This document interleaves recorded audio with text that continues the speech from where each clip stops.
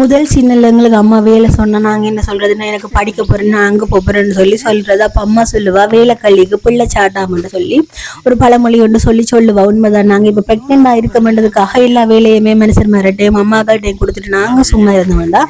அதுதான் எங்களுக்கு ஒரு பெரிய பிரச்சனையா வரும்.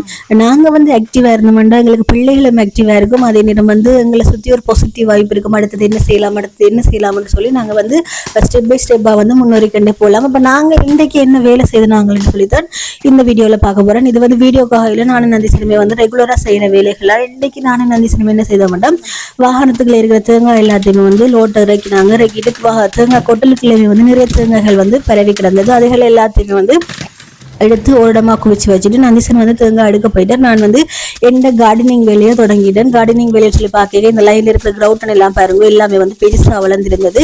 இனிமே விட்டமெண்டா மழை டைமுக்கு வந்து பெருசா காடா வளர்ந்துருந்ததுக்காக நான் எல்லாத்தையுமே வந்து கட் பண்ணி விட்டேன். நான் கட் பண்ணி விடையில வந்து புதுசா குருத்தடிச்சு நல்லா நீட்டா வரும். எல்லாம் கட் பண்ணி விட்டுட்டு கட் பண்ணினோட மட்டும் இல்லாமலுக்கு நான் அந்த கட் பண்ண கட்டுகள் எல்லாத்தையுமே அள்ளி கொண்டு போய் வந்து தென்னந்தோட்டத்துக்குள்ள போட்டுட்டேன். மழைக்கு வந்து உக்கி அது எல்லாமே உரமாகிடும். அதுக்கு பிறகு பாருங்க இந்த லைன்ல நிற்கிற ஒரு பப்பாசியில வந்து பப்பாசி பழத்திருந்தது. அதையுமே பிடுங்கி வச்சுட்டு நான் வந்து என்னுடைய அந்த கட்டுகள் எல்லாமே கட் பண்ணி வச்சிருந்தேன் பதியம் போடுறதுக்காக எங்கட அப்பா மரம் கேட்டு இருந்தேன், வசம்பருத்தி நந்தியாவட்டை எல்லாம்.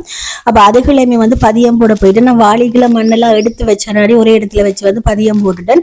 இல்லாட்டி நான் இப்போ உங்களுக்கு நெடுக சொல்றேன், அது ஒரு நிமிஷம் வீடியோ நான் போடுறேன்னு சொன்னா அது வந்து கிட்டத்தட்ட 2 மணி நேரமா நான் செய்யற வேலைகளா இருக்கும். அதே நேரம் பாத்தீங்கன்னா இப்ப நான் வந்து நார்மலா ஒரு வேலையை செய்யறதுக்கும் வீடியோ எடுத்து அந்த வேலையை செய்யறதுக்கு வந்து நிறைய டைம் எடுக்கும். அது எல்லாமே இன்றைக்காவது ஒரு அங்கீகாரம் கிடைக்கும் என்ற நம்பிக்கையில தான் ஓடிக்கொண்டிருப்போம்.